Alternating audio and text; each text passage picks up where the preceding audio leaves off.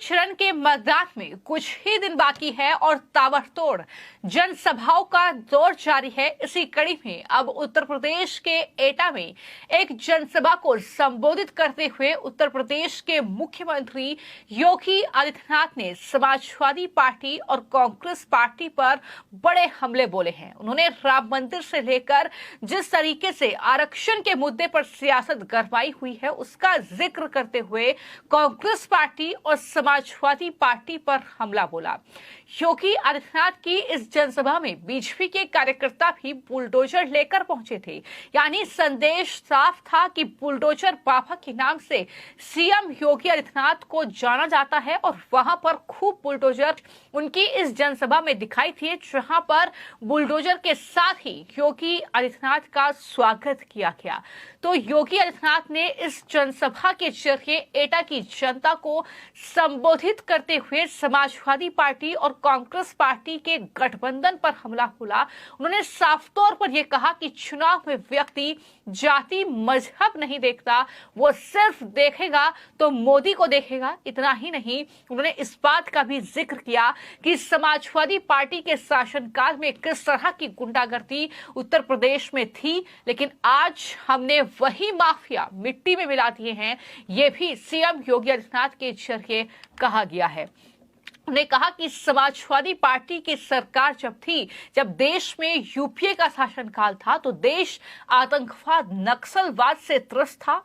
देश का सम्मान विदेशों में नहीं होता था, लेकिन आज प्रधानमंत्री नरेंद्र मोदी के नेतृत्व में दुनिया में देश का सम्मान हुआ है। देश की धमक पीएम मोदी के नेतृत्व में बढ़ी है, देश की सीमाएं सुरक्षित हुई हैं। इस तरीके से एटा की जनता को संबोधित करते हुए सीएम योगी आदित्यनाथ ने पूर्व मुख्यमंत्री उत्तर प्रदेश के कल्याण सिंह, उनके त्याग को भी कहीं न कहीं उसका भी जिक्र किया और कहा कि मोदी जी का नेतृत्व और आपके आशीर्वाद से अयोध्या के रामलला के भव्य मंदिर का निर्माण हो गया है।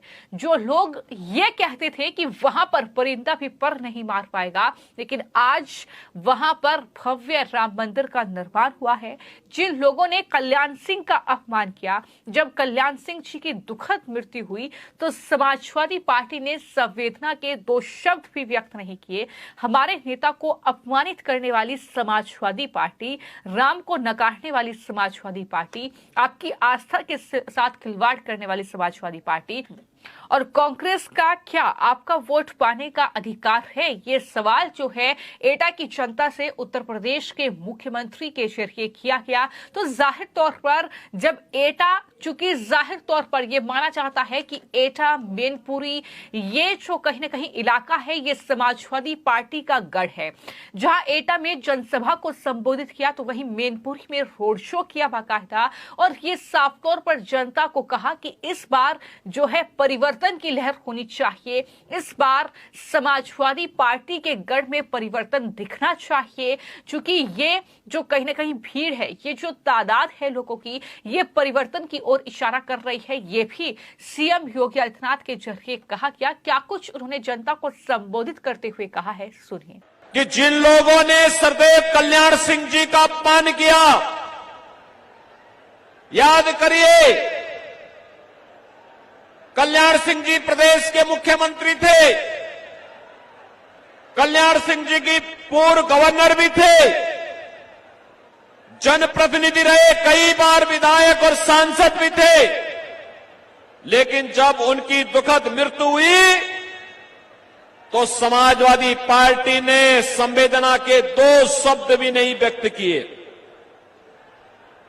बहनों और भाइयों, हमारे नेता को अपमानित करने वाली समाजवादी पार्टी, राम को नकारने वाली समाजवादी पार्टी, आपकी आस्था के साथ खिलवाड़ करने वाली सपा और कांग्रेस, क्या आपका वोट पाने का अधिकारी है? क्या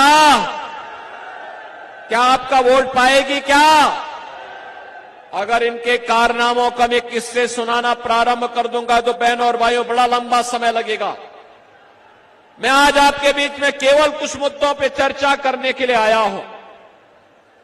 मैं अभी यहां पर आया था और मुझे यहां पे बताया गया कि अहल्या समाज को प्रमाण पत्र दिलाने के बारे में।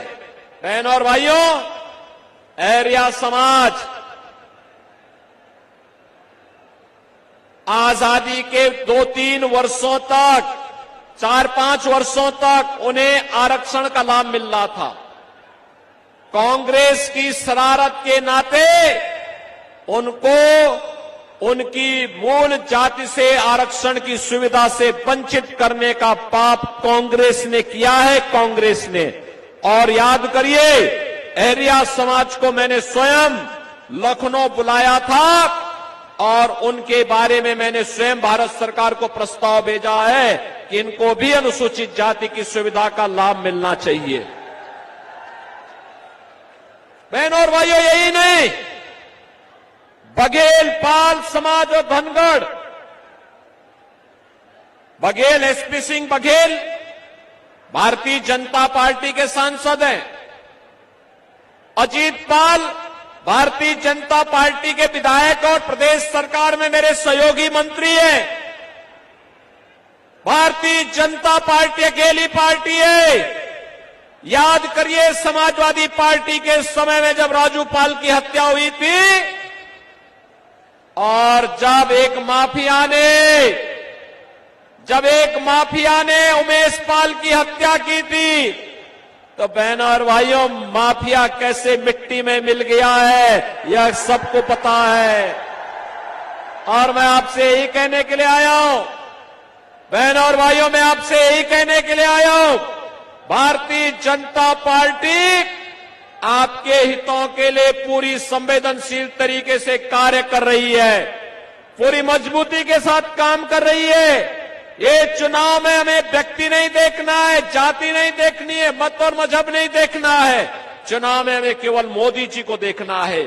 पूरे देश के अंदर एक ही आवाज है,